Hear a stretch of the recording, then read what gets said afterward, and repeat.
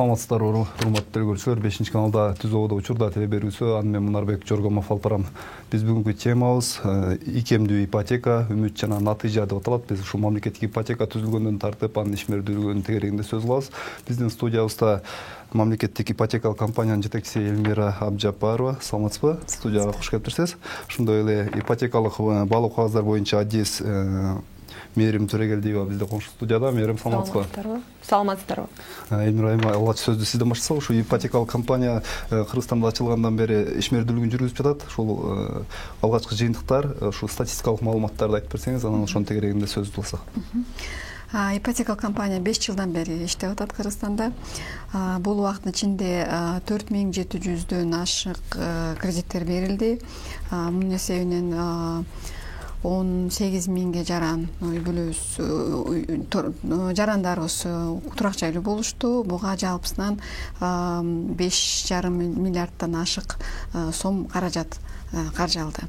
Бул негизинен, анан жалпысын айтсам, негизинен биздин компания 2 багытта ишин алып барат. Бул биринчиси жеткиликтүү ипотека деп айтабыз. Бул бюджеттик тармакта эмгектенген жарандарыбыз үчүн. Экинчиси бул былтыртан бери мындай активдүү иштеп атат. Бул арзан ипотека деп коебуз. Бул баарына мындай кенен жеке тармакта да эмгектенген жарандарыбыз үчүн болгон ипотека продуктулары да. Ушул 2 багыттын бири-биринен эмнеси айырмасы бар? Бул жеткиликтүү ипотека деп айтабыз. Льготный ипотека деп, бул бюджеттик чөйрөдө эмгектенген кызмат адамдар үчүн. Бул бюджеттик каражаттын эсебинен берилип келатат бүгүнкү күнгө чейин. Арзан атайын бул ставкалар бүгүнкү күндө 6-7-8% болуп атат. Мисалы, сатып алуучу турак жайдын 30%, мисалы өздүк салымы катары кошсо, анда пайыздык чени 6% болот, анан 20% кошсо пайыздык чени 7 болот, анан турак сатып алган турак жайдын 10% кошсо 8 болот пайыздык чени. Бунун мөөнөтү биздин баардык кредиттердин мөөнөтү 15 жылга чейин ушундай узак мөөнөттүү сом менен берилет. Эч кандай мындай валютный риск деген жок. Эч кандай комиссиясыз берилет. Алып аткан учурда да эч кандай комиссия талап кылынбайт. Мындан сырткары, мисалы, убагынан мөөнөтүнөн эрте төлөп салам дагы эч кандай комиссия талап кылынбайт. Ошол жагынан бул элибизге чоң жардам деп ойлойбуз да. Мындан сырткары дагы бир чоң жардамы башка мындай коммерциялык ипотекага, коммерциялык кредиттерге салыштырмалуу мындай өзгөчөлүгү, бул кредитти алууда биз үй бүлөнүн, жалпы үй бүлө мүчөлөрүнүн кошо баардык мындай жалпы киреше булактарын чогуу карап, ушунун негизинде чечим чыгарылат да. Ушул ипотека алууда аймактарга карата бир чектөөлөр же жеткиликсиздик барбы, же Кыргызстан боюнча ар бир айыл кыштакка чейин бул жеткиликтүү? Жакшы суроо бердиңиз. Биз бүгүнкү күнгө чейин, буга чейин иштеп келген боюнча мындай көрсөткүчтөрдү карасак, Кыргызстанда Бишкек менен Ош шаарлары көбүрөөк мындай экономикалык жактан өнүккөнү үчүн буга чейинки берип келген кредиттер көбүнесе ушул Бишкек менен Ош шаарларында, ушул аймактарда болуп калганда, берилип калган. Эми азыр бүгүнкү учурда могул өлкө жетекчиси дагы максат коюп атат аймактарды өнүктүрүү деп. Бүгүнкү күндө биздин мамлекеттик компания аркылуу, ипотекалык компания аркылуу узак мөөнөттүү 10% менен кредиттерди берип атабыз. Бул кредиттер 3 банк аркылуу берилип атат. KCB банкы, РСК банкы, АКБ Кыргызстан банктары аркылуу. Бул Германиялык өкмөтүнүн жардамы менен ишке ашып аткан атайын программа болуп атат. Атайын аймактарды өнүктүрүү үчүн Бишкек менен Ош шаарларынан сырткары баардык аймактарда ушул 3 банктардын аймактык бөлүмдөрү аркылуу берилип атат. Бул кредиттер 3 максатка берилип атат. Биринчиси жаңы турак жай сатып алуу. Жаңы дегенде акыркы 5 жылдын ичинде курулган турак жай болушу керек. Экинчиси эски турак жай деп коебуз, баягы вторичный рыноктон деп. Аны сатып алып, андан кийин сатып алгандан кийин бир аз жылуулоо иштерин аткаруу, мисалы дубалдарын жылуулоо, чатырын жылуулоо, жылуулук системасын жаңылоо, же болбосо терезелерин алмаштыруу дегендей. Себеби могу биздин германиялык өнөктөштөрүбүз атайын ушул жалпы мындай дүйнө жүзүндө да климат проблемасы болуп атпайбы? Ошонун негизинде могу үйлөрдүн мындай энергиялык натыйжалуулугун жогорулатуу максатында ушуну бизге кандай десем, каалоо катарында айтып атышат да. Анан үчүнчү максат бул жеке жер тилкеси бар болсо, ушул жеке жер тилкесине турак жай курса болот, же учурда курулуп жаткан турак жайды бүтүрүүгө алса болот да. бул ар бир айылга чейин жеткиликтүү? Ар бир айылга жеткиликтүү болгон ушул 3 банктын бөлүмдөр, аймактык бөлүмдөрү кайсы айылда бар болсо ушул банктарга кайрылса болот. Дагы бир атап кетейин, бул KCB банкы, РСК банкы, АКБ Кыргызстан банктары. Дагы жакшы өзгөчөлүгү бул программанын, мисалы бул жерде заявканы берүү боюнча да жаңы биздин жакшы жаңылыктарыбыз бар. Цифровизация процесси аябай активдүү түрдө жүрүп атат. Бүгүнкү күндө биздин жарандар мурдагыдай заявка кагаз жүзүндө топ бир топ документтерди топтоп, аны бир топ мекемелерди күтүп барып убакыт кетирип топтогондой кыйналып эметкен документтер азыр бүтүндөй электрондук түрдө берилип атат. Ушул программанын алкагында түздөн түз ушул банктарга кайрылса болот. KCB банкы, РСК банкы, АКБ Кыргызстан банкы. Бул банктардын кызматкерлери үйрөттүк биз аларга атайын окууларды жүргүзүп, паспорту менен гана кайрылат. Ал жактан биздин система аркылуу электрондук биздин сайт аркылуу порталга кирип заявканы берүүгө жардам берет банк кызматкерлери. Андан кийин ушу биздин талапка туура келсе, ушул кредитке кайрылып, толук каралып, кредиттерди алышса болот. Ушул быйыл аймактарды өнүктүрүү жылы деп жарыяланды. Анан негизи ушул аймактарда деле турак жай маселеси бардык эле шаарларда кезек күтмөйлөр топтолуп калган болчу. Туура айтасыз. Ушул маселени жеңилдетүү боюнча сиздер ушул жылдын алкагында бир дагы башка иш аракеттерди көрдүңүздөрбү? Жакшы суроо бердиңиз, рахмат. Негизинен туура айтасыз, аябай суроо талап өтө чоң. Могул пандемиядан улам бир асындай бул суроо талап солгондаган болчу, себеби доллар көтөрүлүп, турак жайлардын баалары өсүп, анан негизи пандемия аябай өзүнүн терс таасирин экономикага да тийгизип, бирок азыр бир аз абал жакшырып, анан эл аябай кайрылып атат. Анын үстүнө заявка берүү процессинде биз өтө жеңилдетип, ачык айкын, жеңил, бат кылып койдук. Мындан улам аябай суроо талап жогорулады. Бүгүнкү күндө 5,5 миңден ашуун киши бизде кезекте турат. Булардын жалпы сураган акчасы 8 миллиард сомду түзөт. Буну албетте бизге бүгүнкү күндө бюджет бере албайт. Себеби билесиздер, эми пандемияда терс таасирин тийгизди. Бюджетке келип түшө турган каражаттын көлөмү да мындай толук болбой атат. Себеби налогдор, соода токтоп калды, границалар жабылып калды дегендей. Андыктан биз донорлор менен тыгыз иш алып барып атабыз бүгүнкү күндө. Бунун эң биринчи натыйжасы бүгүнкү күндө берилип аткан кредиттер 10% менен ушул Германиялык өнүктүрүү банкынын жардамы менен берилип аткан кредиттер. Андан сырткары башка донорлор менен да иш алып барып атабыз. Буюрса, Евразийский фонд стабилизации и развития деп коет, алар менен да иш алып барып атабыз. Алардан жалпы сураган каражатыбыз $25 миллион болуп атат. Узак мөөнөттүү арзан кредит түрүндө. Айта кетчү маселе, биз ошо алган негизи кредиттерибизди Минфинден деле алган каражаттарыбызды боюнча дагы өз кандай десем биздин мындай карыздарыбызды убагында төлөп келебиз да. Биздин компания мындай туруктуу, финансылык жактан туруктуу десек болот. Андыктан ошо финанс институттар, донорлордон биз менен иштешүүгө даяр, карап атышат. Буюрса ал акча келип калса, атайын мугалимдер менен дарыгерлерге ипотекалык программа сунуштаган атабыз. Мындай так маалыматыбыз болгондо дагы кенен маалымат келебиз. Быйыл тилекке каршы ушул пандемия шартында көп баягы адамдар кирешелеринен айрылып калды. Анан жеңилдик сурагандар Ооба, өтө көп болду. Бүгүнкү күндө 1200дөн ашуун кайрылган биздин жарандарга биз жардам бердик ар кандай түрдө. Кээ бирине мисалы ай сайынкы төлөмдөрүн азайтып бердик, жылдырып бердик. Булар кредит алган банкына түздөн түз кайрылышат. Ал жерден банк карайт. Анан кандайдыр бир кыйынчыктар жаралса бизге кайрылышат. Бирок ушулда чоң жардам болду деп ойлойм. Бул ушундай отсрочка деп коебуз, графигин өзгөртүп, жеңилдетип берүү. Ушунун эсебинен биздин компания быйыл бүгүнкү күндө карасак жалпысынан 42 миллион сом бизге келип түшпөй калды пландалган мисалы. Эми бирок бул элибизге жардам болду деп ойлойбуз. Экинчиден биз быйылкы 1 майдан тарта мурун алынган кредиттер боюнча 2018 жылдын 1 ноябрына чейин берилген ипотекалык кредиттер боюнча пайыздык чендери 1%га төмөндөттүк. Бул дагы чоң жардам болду деп ойлойбуз. Жалпысынан 2,5 миңден ашуун үй бүлө мындан пайдалана алышты да. Жогоруда ушул чет жактан каражаттарды тартуу боюнча маалыматтар бердиңиз. Анан бизде ушул баягы ипотекалык балуу кагаздар деген түшүнүк канчалык ушул сиздин мекеме тармагында ушул жолго коюлган? бул каражат тартуунун бир жакшы жолу. Биздин компания уже азыр могу жакын арада биринчи мындай ипотекалык эмиссиябызды толугу менен жаап төлөп бүттүк. Азыр жаңы ипотекалык эмиссияны даярдап атабыз. Ошо баалуу кагаздар эмиссиясын бул тууралуу ошо теги Адис айтып берсе. Ушул эле суроону мен экинчи студиядагы Мээримдин айымдан сурагым келип турат. Мээрим айым айтып берсеңиз, ушул Кыргызстандагы ипотекалык баалуу кагаздардын канчалык базары калыптанган? Дагы бир жолу саламатсыздарбы, сурооңузга рахмат. Баалуу кагаздар жалпы жонунан биз айтканда бизде фондовый рынок Кыргызстанда жакшы өнүгө элек.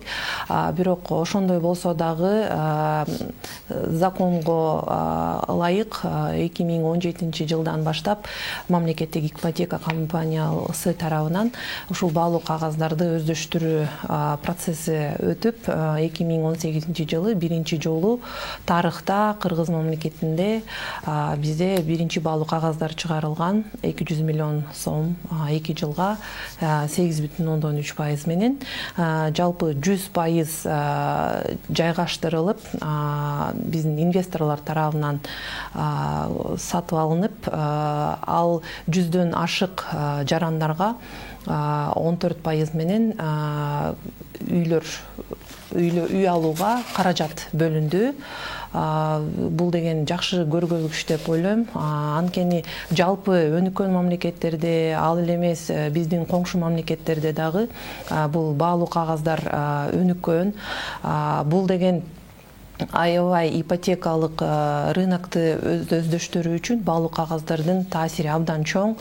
Анткени бул баалуу кагаздар өзүнүн риск жагынан калып, баягы эмес жагынан караганда бул мамлекеттик баалуу кагаздардан кийин эле экинчи орунда турат дүйнө жүзүндө.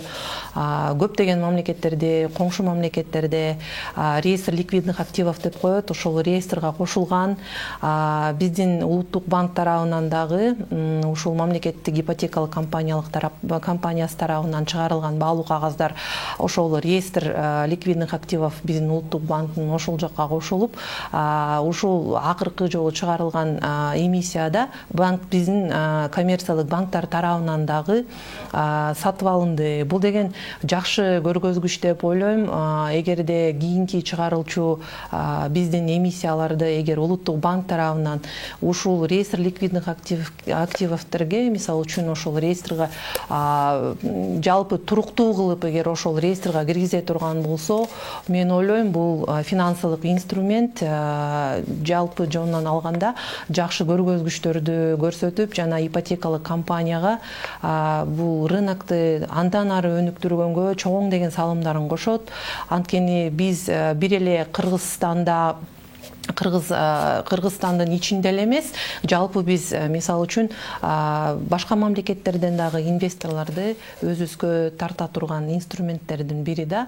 Ошондуктан ойлойм, бул жалпы эле мисалы үчүн юридикалык компаниялар эле эмес, жалпы физический жарандар, жөнөкөй эле жарандар дагы сатып алса болот. Ошондуктан бул жаатында көптөгөн маалыматтарды таратып, биздеги бул рыноктагы биздин профессиональный участниктер бар да, мисалы үчүн андеррайтер, алар тарабынан дагы көптөгөн семинарлар өткөрүлүп, ошол биздин инвесторлорго ошол маалыматты жеткирүү абдан кичине кыйынчылыкты туудурууда. Ойлойм, келечекте бул ипотекалык баалуу кагаздардын келечеги чоң. Анткени статистикаларды карай турган болсок, мисалы үчүн өнүккөн мамлекеттердин, мисалы үчүн Арменияга эле токтоло турган болсок, Арменияда былтыр $222 миллион баалуу кагаздар чыгарылган да. То есть бул деген жакшы көргөзгүч. Мен ойлойм, 200 миллион сом бул деген кичинекей эле, бул гана башталышы деп эле ойлойм да. Анткени эгер бүгүнкү күндө мамлекеттик ипотекалык компаниянын кредитный портфели бүгүнкү күндө 5 миллиард сомду түзө турган болсо, булар 4 миллиардга жакын баалуу кагаздарды чыгарганга мүмкүнчүлүктөрү бар. бар. Анткени айтып кетчү нерсе башка баалуу кагаздардан эмнеси менен айырмаланат. Бул деле мисалы үчүн бизде башка облигациялар бар да биздин фондовый рынокто. Ошондой эле облигация, бирок муну күрөөсү бар облигация деп коет да. Күрөөсү болгондо ошол эле ипотекага берилип жаткан кредиттер залог катарында, күрөө катарында коюлат. То есть бул залоговым обеспечением да. Анан айтып кетчү нерсе көптөгөн суроолор туулат да, мисалы үчүн ошол кредитный портфель залогго тура турган болсо, анын рисктери, анын качествосу депчи. Бирок айтып кетчү нерсе бүгүнкү күндө ипотекалык портфелдин качестволору абдан жогорку деңгээлде, анткени ар бир эле үй бүлө үчүн турак жайды алуу, турак жайга жетүү бул деген чоң максат, чоң жоопкерчилик. Бүгүнкү күндө башка нерсеге акчасын коротпосо дагы ошол ипотека алган турак жайдын насыянын проценттерин жана взносторун убактылуу төлөө, бул жарандардын жоопкерчилиги. Бүгүнкү күндө ошол жоопкерчиликти, статистиканы карай турган болсок, ошол жоопкерчиликти аябай жогорку деңгээлде аткарышууда. Ошондуктан эгерде ипотекалык компания тарабынан дагы баалуу кагаздар чыгарыла турган болсо, ойлойм келечеги чоң деп. Рахмат. Элмира айым, айтсаңыз, ушул учурда Кыргызстанда кайсы аймактарда ушул ипотека сурат алып жогору, анан кезекте тургандардын саны канча жалпы? Мен жана белгилей кеттим, кезекте тургандардын саны жалпы 5,5 миңден ашуун адамдар бар. Бүгүнкү күндө булардын көбү тилекке каршы, тилекке каршы деп деле айтсам болот, ошо Бишкек менен эле ошо чоң шаарлардын аймагындагы эле адамдар. Себеби мен айткандай, ошол экономикалык тараптан бул аймактар көбүрөөк өнүккөн. Бирок биздин аракетибиз, биздин үмүтүбүз могу азыркы Германиялык өнүктүрүү банкынын жардамы менен берип аткан кредиттер ушул жалпы аймактарга деп атабыз, Бишкек менен Ош шаарынан сырткары ошол бүгүнкү күндө дисбалансы тегиздеп кетет деген үмүтүбүз бар. Себеби бүгүнкү күндө биз биринчи линияны гана берип атабыз. Биринчи компоненти бул 10,5 миллион евро болгон каражатты бүгүнкү күндө таркатып берип атабыз. Бул сом менен алганда 900 миллион сомдон ашуун каражатты түзөт. Андыктан каражат бар, ошол аймактарды өнүктүрүүгө атайын ушу жарандарыбызды чакырып кетет элем. Биздин талаптарга туура келсеңиздер, ушул максаттар кызыктырса, бул кредиттер кызыктырса, ошол 3 банктарга кайрылсаңыздар болот. KCB банкы, РСК банк, АКБ Кыргызстан банкы. Бирок белгилей кетчү жагдай биздин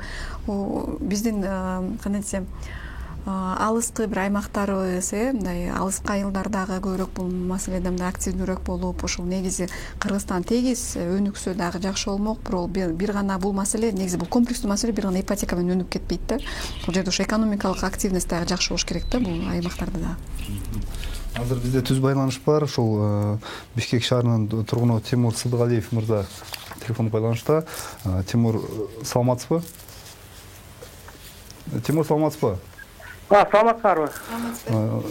Тимур, сиз ушул ипотекалык компаниядан ушул ижарага эмес, кечиресиз, насыяга үй алуу боюнча билдирүү таштаган экенсиз. Анын жооптору, ошол кеткен убактыңыз кандай болду? Ушул боюнча ушул жалпы этапты айтып берсеңиз. Ооба, мен 2018-жылдары тапшыргам госипотекага. Анан бат эле карашты госипотекадан. Бат эле карап эле списокко кошулдуңар деп айтты. Ошондон кийин эле эметип калдык, ошо күтүпчү.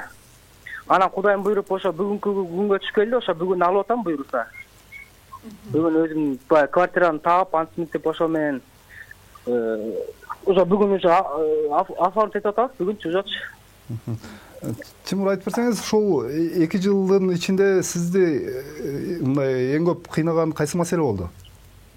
Андай деле өтө деле кыйналган деле маселе жок. Просто баягы мен өзүм первоначальный взносумду тапшырып коюп, анан первоначальный взносумду баягы чогултуп, ошого күтүп турдум да, ошо даярданыпчы.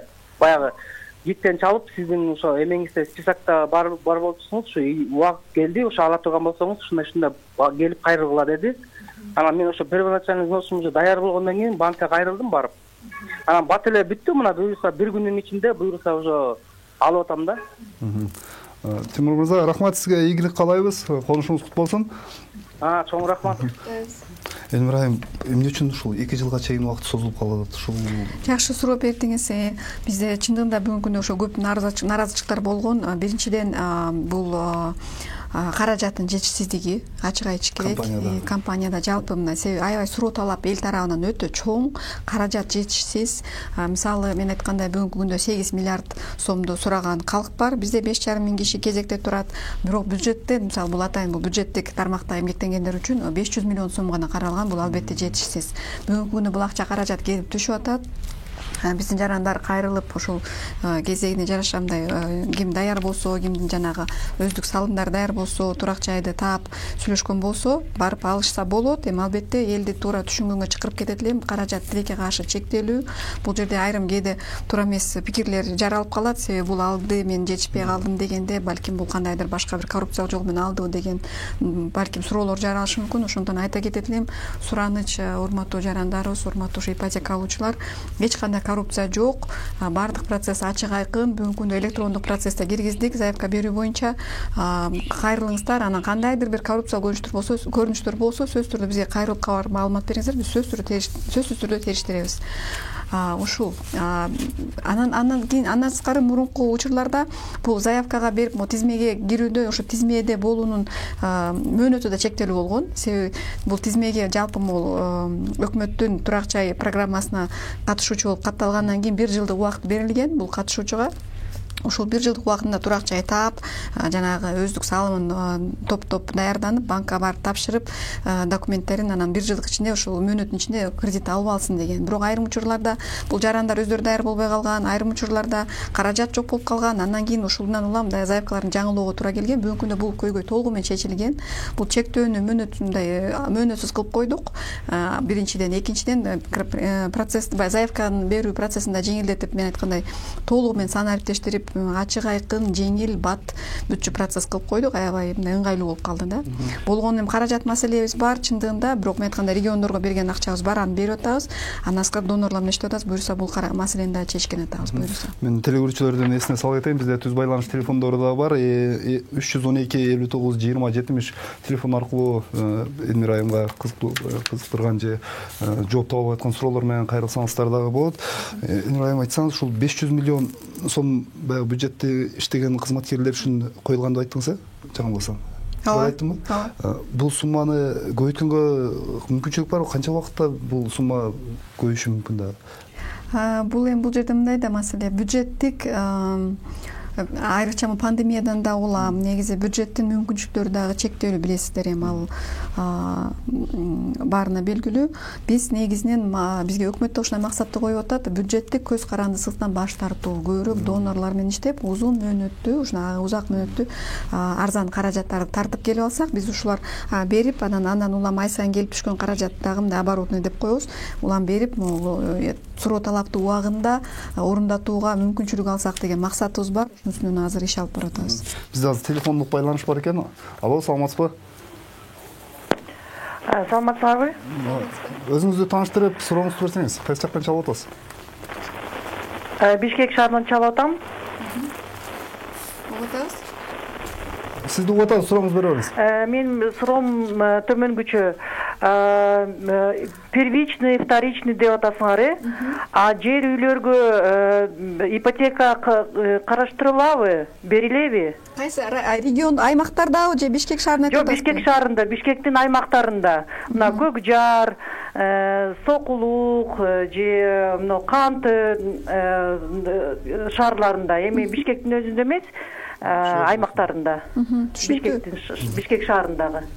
Сурооңузга рахмат. Эжеке, мындай абал. Ошо мен айтып кеткендей, бүгүнкү баягы аймактарды өнүктүрүүгө каралган каражатыбыз 10% менен 15 жылга берилип аткан каражат. Бул ушул Бишкек менен Ош шаарынан сырткары берилип атат. Сокулуктан алсаңыздар болот, бирок шарт ошол Сокулукта, турак жайда Сокулукта болуш керек. Мисалы, сиздин иштеген, жашаган жериңиз дагы ошо Сокулукта болуш керек. Негизи 60 километрдик радиус боюнча ушундай чектөөбүз бар.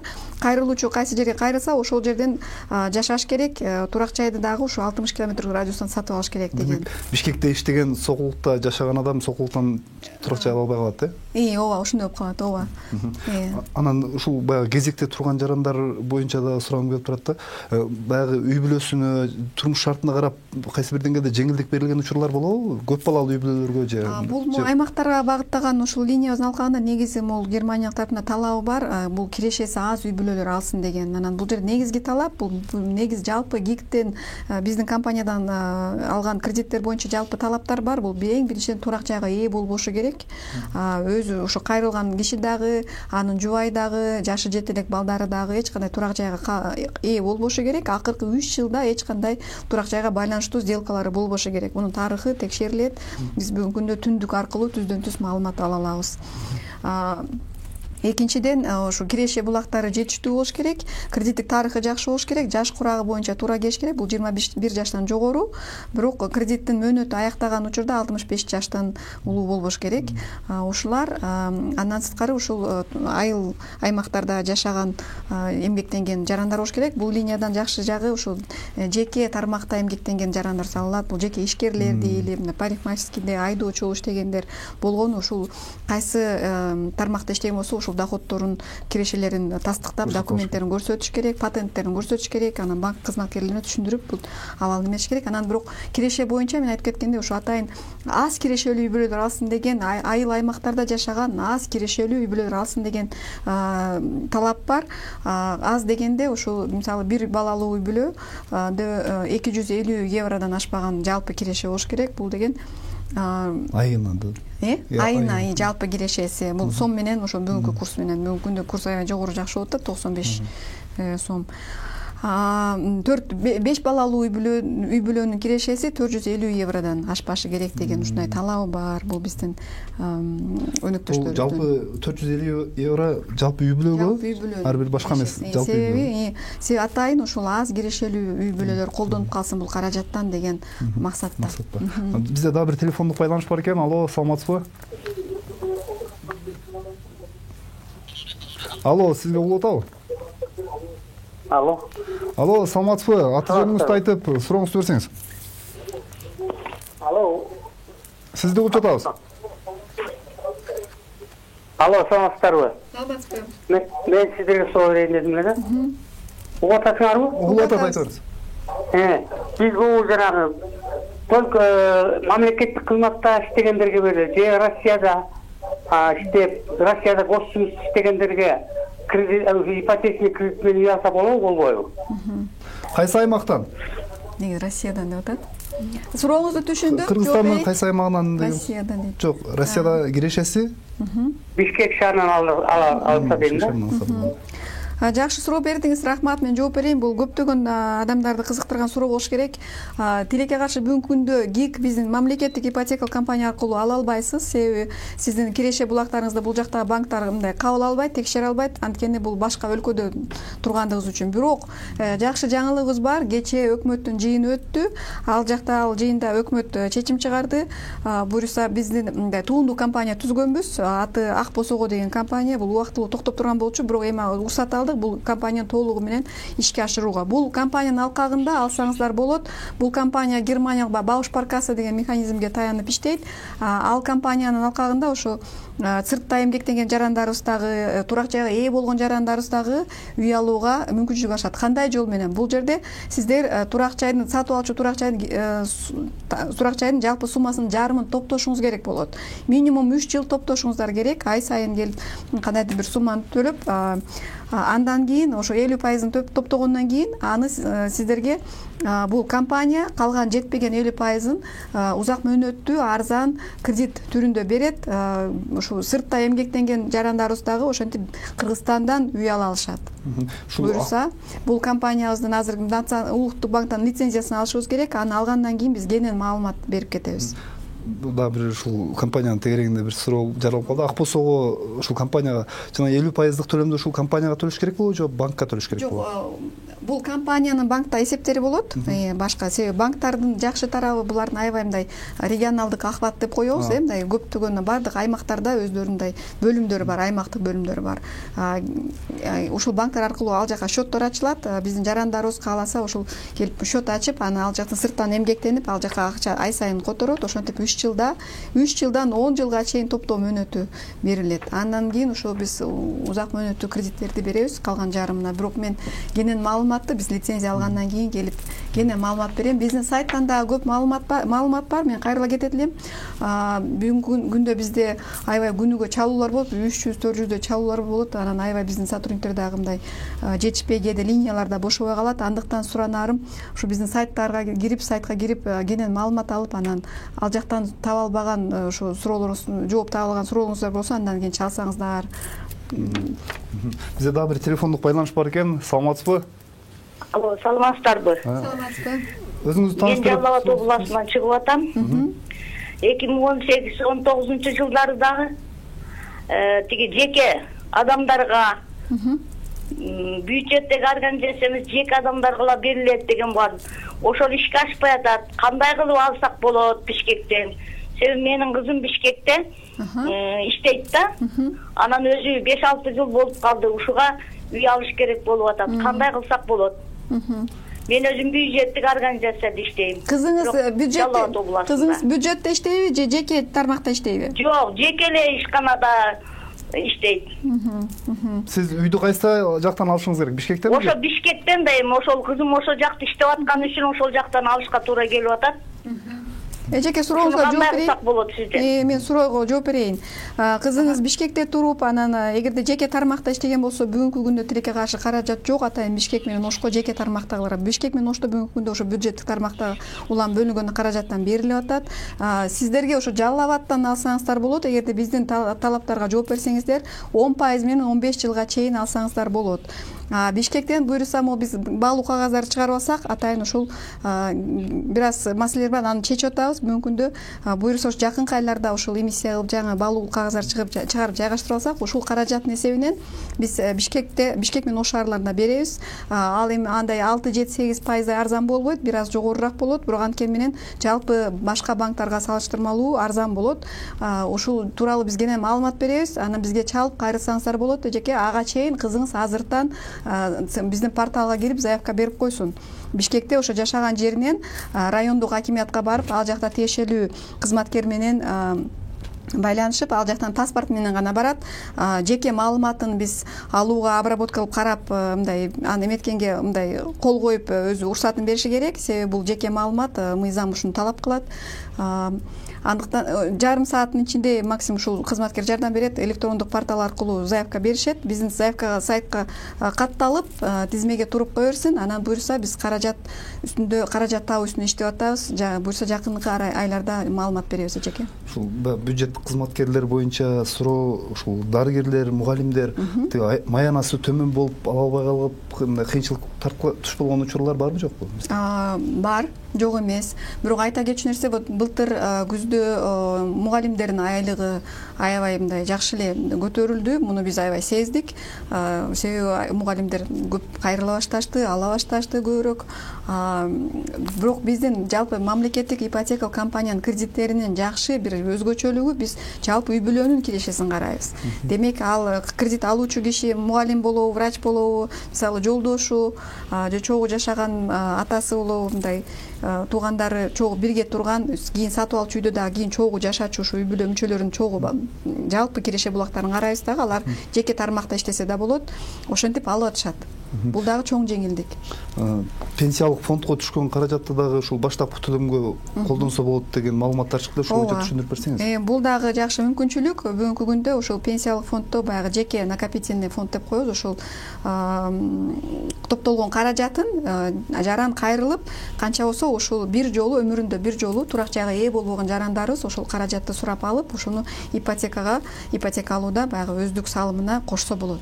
Кайра бирок ал төлөгөндө ал орунда кайтарылат. Ал ошол үйдүн эсебине калат. Үйдүн эсебине кетет. Ал теги счеттон кетип, ал жакта жок калат, бирок үйдүн эсебине төлөнүп калат да. Ушул жанагы аймактарга жеңил жеткиликтүү кредит берүүдө башта ошол көп баягы кирешелерди көрсөтүүдө ай сайын Орусиядан которулган акчанын дагы дүмүрчөктөрү жарайт деген дагы бир маалыматтар чыгып кеткиле, ушул канчалык так маалымат? Бул жерде мындай болот. Банктар карап, ар бир банктар өзү карап чечим чыгарышат. Мен айта кетчү маселе бул жерде банктар чечим кабыл алат кимге берип бербеси боюнча. Себеби кредитный риск деп коебуз. Баягы кредит кайтабы кайтпайбы, тобокелчилик толугу менен бул банктарда. Эгерде бул кредит алган жаран бул кредитти банкка кайтарбаса, банк бизден алган каражатты бизге сөзсүз түрдө кайтарып берет. Андан кийин бул кредитти бул жарандан кайтарып алуу иштерин өздөрү алып барат, өз алдынча алып барат. Андыктан бул ар бир банк буга жеке карайт. Мисалы ал мигранттардын сырттан келген доходдорун эске алабы, кредит берүүдө албайбы, бул ушу жеке банктын чечими болуп калат. Бизде азыр түз байланыш бар. Кыргыз Улуттук университетинин окутуучусу Актилек Солтоноев мырза. Актилек мырза, саламатсызбы? Саламатсызбы? Актилек мырза, айтып берсеңиз, ушул сиз биздеги маалымат боюнча сиз ушул ипотекалык компанияга кайрылып турак жай ала албай жүрөт экенсиз. Эмне тоскоол болуп жатат? Саламатсыздарбы? Мен мындай кайрылайын дедим эле да, бүгүнкү күндө мамлекеттик кызматта иштеп аткан адамдардын айрымдарынын баягы айлык акысы 10 000 сомдун тегерегинде болуп атат да. Ошолорго мындай батир алуу боюнча мүмкүнчүлүк барбы? Болсо алгачкы пайызын мисалы жеңилдетилген суммада төлөсө болобу же алардыкын узартып төлөө боюнча бир атай бир программалар иштелип чыкканбы? Бул биринчи суроо. Экинчиси жанагы мисалы мен иним менен жашайм да, анан иним экөөбүз чогуу документ өткөрүп алсак болобу? Байланышта болуп турсаңыз. Жакшы суроо бердиңиз. Мен сурооңузга жооп берейин. Биринчиден айлыктар аз дедиңиз. Чындыгында бул көйгөй. Тилекке каршы бюджеттик тармакта эмгектенгендер чындыгында кирешеси аз болуп атат. Бирок мен айтып кеткендей, биздин компаниянын чоң жардамы бул жалпы үй бүлөнүн киреше булактарын, үй бүлө мүчөлөрүнүн жалпы кирешесин чогуу карайбыз да. Бул дагы чоң жеңилдик. Бирок сиз иниңиз менен турсаңыз, сизге мындай биз сөзсүз түрдө үй бүлөлүү жарандарга беребиз да. Сиз үйлөнүп жайлангандан кийин, үйлөнгөндөн кийин ошо сиздин жубайыңыз менен кошо жалпы каражат мындай тапкан киреше булактарыңызды карап эметсек болот, жардам берсек болот. Ал эми мөөнөтүн узартуу боюнча дагы бир жакшы буйруса жаңылыш болчудай болуп турат. Бүгүнкү күндө өкмөттө жаңы кийинки 5 жылга ушу турак жай программасынын долбоору каралып атат. Бул программа бекитилип калса, ал программанын алкагында биз 20 жылга чейинки кредиттерди берүүгө мүмкүнчүлүк алабыз. Бул ушул жагынан жеңилдик. Ал эми сиз өздүк салымды да топтой албай атам деп айтты окшойт э. Ал жактан тилекке каршы бүгүнкү күндө бул жок дегенде 10%-ын топтоп өздүк салымы катары кошушуңуз керек. Бул жалпы мындай эл аралык эле талап. Жок дегенде 10% көптөгөн өлкөлөрдө талап кылынат. Себеби сиз сатып алган турак жай кайрадан залог алынат. Билесиздер, бул турак жайдын баалары өзгөрүп турат. Бул эми рынок деп коебуз. Ар кайсы себептерден улам өсүп кетиши мүмкүн, түшүп кетиши мүмкүн. Бул дагы мындай бир кандайдыр тобокелчилик рискти жаратат. Андыктан жок дегенде 10%-ын өзүңүздөр топтоп кошушуңуздар керек болуп калат. Бүгүнкү күндө жагдай ушундай. Бирок бул маселени чечүү үстүндө иш алып барып атабыз. Маалымат беребиз. Демек, бул жигиттин бир тууганынын кирешеси кирешесин толуктай албайт экен да? Жок, себеби бул үй бүлө деп мындай толук кандуу эме болбогон. Ушундай критерий бар үй бүлө. Сизде бар кошумча суроо болобу? Жок, чоң рахмат. Сизге дагы рахмат. Мен коңшу студияда Мээрим айымдан бир суроо берип алгым келип турат да. Мээрим айым, ушул ипотекалык баалуу кагаздарды көбөйтүү менен ушул ипотекалык компаниянын мүмкүнчүлүгүн кыска убакытта арттырууга болобу? Албетте болот. Жакшы суроо болду. Жалпы баалуу кагаздарды ушул ипотекалык кредиттердин кандай десем, санын көбөйтүүгө, объемун көбөйтүүгө багытталган негизи финансовый инструмент да бул өзү. Мисалы үчүн жалпы биздин коңшу мамлекеттерде дүйнө жүзүндө бул инструмент кандай иштейт? Мисалы үчүн банктар көп учурда суроо талап кандай жаралат? Мисалы үчүн банктар башка инвесторлордон акчаларды кабыл алат, привлекать этишет да. Ал эми инвестициялардын баасы ал инвестициянын мөөнөтүнө жараша болот. Мындайча айтканда, эгер ошол тартылып келинип аткан инвестициянын мөөнөтү мисалы үчүн 15 жыл же 20 жылга боло турган болсо, соответственно анын баасы дагы жогору болот да. Ошондуктан ушул мамлекеттик ипотекалык компания сыяктуу компаниялар жалпы коңшу өлкөлөрдө дагы дүйнө жүзүндө дагы создаваться этилгенде, алардын максаты мисалы үчүн банктар өздөрүнүн акчасына ипотекаларды беришет 15, 20, 30 жылга чейин мисалы үчүн. Ал эми ипотекалык компаниянын максаты ошол кредиттерди банктардан выкупать этип алышат да. Анан ошол выкупать этип алган портфелдерди залогко коюп туруп баалуу кагаздарды чыгарышат, же болбосо биринчиден баалуу кагаздарды чыгарып, ошол портфелдерге анан ошондой сыяктуу банктардан портфелдерди сатып алат да. Ал эми ипотекалык компания бүгүнкү күндө ошондой процесстин башатында турат десем болот. Бүгүнкү күндө ошондой процесстер менен иштеп жатат. Мээрим айтып берсеңиз, ошол 5 жыл убакыт кыска убакыт, бирок ушул учурда кыргыз жарандары же чет өлкөлүк ушул инвесторлордун ушул Кыргызстанда ипотекалык баалуу кагаздарга болгон мындай көз карашы, кызыкчылыгы кайсы бир деңгээлде кызыгуусу байкалдыбы?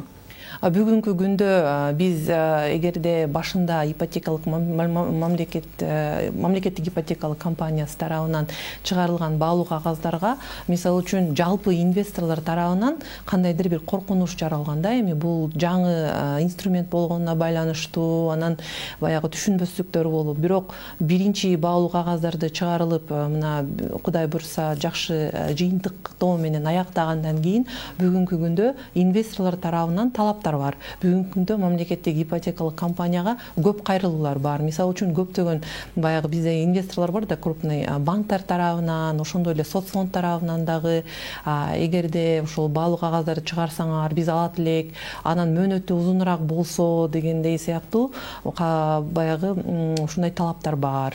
Ошондуктан айтып кетет элем, бүгүнкү күндө ички рынокто Кудай буйрса жакшы суроо талаптар бар. Ал эми сыртка чыгып ошол международный инвесторлорду привлекать этиш үчүн көптөгөн талаптар бар экен. Мисалы үчүн рейтингтерге кириш керек биздин баалуу кагаздар. Ошондуктан ойлойм, азырынча кичине эртерээк, бирок андай мүмкүнчүлүктөр бар. Рахмат берем.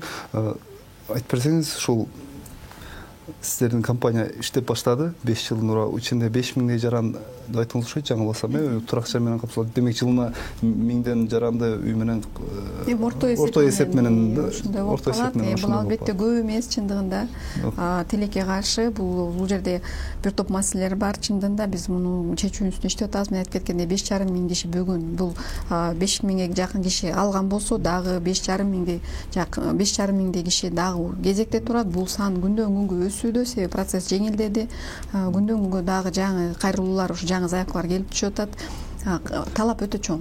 Арыз менен кайрылгандан кийин ошол арыздар артка кайтарылган учурлар дагы болобу? Албетте биздин талаптарга туура келбесе кайтарылат. 5500 жаран деген бул документти кайтарыла тургандар да болушу мүмкүн. Жок, бул 5500 деген бул мындай тизмеге кирип, уже бул биздин негизи жалпы мындай негизги шарттарга туура келгендер. Ал эми булар банктарга кайрышат, ал жерде банк булардын төлөө мүмкүнчүлүгүн текшерет, кредиттик тарыхын текшерет, сатып алган ошо үйүн документтерин, сатып алчу үйүнүн документтерин текшеришет, жалпы чечим чыгарышат да. Бул эми булардан дагы кандайдыр бир пайызы балким банктын чечимине отказ болуп чыгышы мүмкүн, ошо банктын талабына жараша. Эмирайым, кечирим сурайм, бирок буга чейин ушул сиздерде иштеп кеткен бир эки кызматкер компаниянын ишмердүүлүгүнө бир сындарда айткан болчу да. Эмнеден улам ушул ички маселе сыртка чыгып калып атат? Жакшы суроо бердиңиз. Негизинен учурдан пайдаланып мен бул тууралуу дагы мындай элге түшүндүрө кетким келет. Тилекке каршы биздин ошо бирки себеп кеткенден мурун иштеп кеткен кызматкерлерибиз бар. Бирөөсү ошол жакында ушул 5-каналдан дагы материал болуптур. Бул бир аз мындай бир тараптуу болуп калыптыр. Айта кетчү, мындай адилеттүү үчүн айтыш керек. Булардын бирөөсү өз жеке арызын берип, өз арызы менен бул жумуштан баш тартып кеткен кызматкер. Андыктан азыр бул кандай маселени көтөрүп атат, кандайдыр бир эмелердин бул мындай жалган жала деп койсок болот. экинчи кызматкер бул биздин эски мурунку пресс секретарыбыз. Бул өз ишинде кемчиликтери үчүн мындай закондук трудовой кодекс деп коебуз, эмгек кодексинин негизинде иштен айдалды, кетирилди. Бирок бүгүнкү күндө нааразычылык көрсөтүп атышат. Бирок айта кетчү нерсе, муну айтканга да мен мындай бүгүнкү күндө мындай мажбур болуп турам. Бул негизи булар кандай десем, булардын көйгөйү, мунун артында чоң башка бир күчтөр турат. Себеби алардын коррупциялык мындай кызыкчылыктары бар. Бул кызыкчылык кандай кызыкчылык? Булар ипотекалык компания аркылуу чоң курулуш иштерин жүргүзүп, анын бул бюджеттик каражаттын эсебинен курулуш, даяр каражат менен курулуш иштерин жүргүзүп, ал жерден кандайдыр бир өз кызыкчылыктарын мындай коргоп калуу, кичине мындай жеке мындай каражат, коррупциялык жол менен каражат табуу чоң кызыкчылыктар турат. Бул негизи бул компанияга мен келгенге чейинки болгон дагы маселе. Буга чейин дагы мурунку совет директоров деп коебуз, ошо директорлор кеңеши менен компаниянын управлениясы жетекчилигинин арасында болгон тиреш болгон. Себеби мурунку совет директоровдо ушундай бир эмелер болгон, кызыкчылыктары. Бул ошодон келе жаткан маселе. Бул экөөнүн көтөргөн эмесинин астында эч кандай мыйзамдык негиз жок. Ушул жалпы негизинен артында турган күчтөр бар. Биз алардын ким экенин билебиз. Ушундай коррупциялык кызыкчылыктардан улам чыккан ушундай бир кандайдыр бир компания жөнүндө, азыркы жетекчи жөнүндө мындай терс эме берүүнү мындай максаттап атышат. Айтып кеткенде ушундай кызык эмелери бар.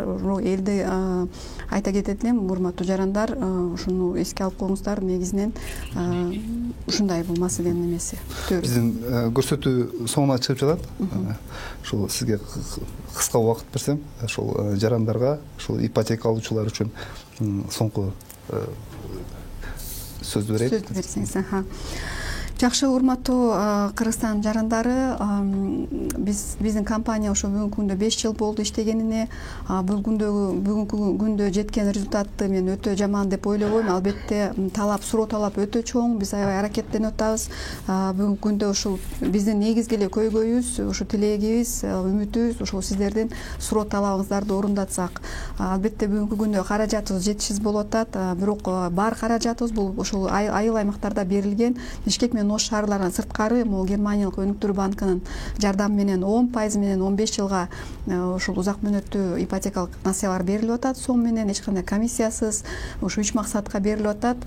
Жаңы турак жай сатып алуу, эски турак жай сатып алып аны жылуулоо, аянтын кеңейтүү максаттарына. Үчүнчүсү, жеке жер тилкеңиздер болсо, ушул жер тилкеңиздерге турак жай курсаңыздар болот. Бүтүн ага тиешелүү документтериңиздер даяр болуш керек, проектный курулушка байланыштуу. Же болбосо учурда куруп жаткан үйүңүздөрдүн ушул үйдү мындай бүтүрүү максатына дагы келип алсаңыздар болот. KCB, РСК, АКБ Кыргызстан 3 банктын, ушул 3 банктын аймактык бөлүмдөрүнө түздөн-түз паспорт менен эле барып кайрылсаңыздар болот. Кандайдыр суроолор, кыйынчылыктар жаралса, бизге кайрылыңыздар, биз жардам бергенге аракеттенебиз. Рахмат. Урматтуу телекөрүүчүлөр, сиздер 5-каналда түз ободо учурда телеберүүсүн көрдүңүздөр. Биз бүгүн ийкемдик ипотека, үмүт жана натыйжа деген теманын тегерегинде сөз кылдык. Биздин студияда мамлекеттик ипотекалык компаниянын жетекчиси Эльмира Абжапарова, ошондой эле коңшу студиябызда ипотекалык баалуу кагаздар боюнча адис Мээрим Төрөгелдиева болду. Сиздерге ыраазычылык билдиребиз. Убакыт бөлүп келгениңиз үчүн ийгилик каалайбыз. Биз болсо сиздер менен коштошобуз. Саламатта болуңуздар.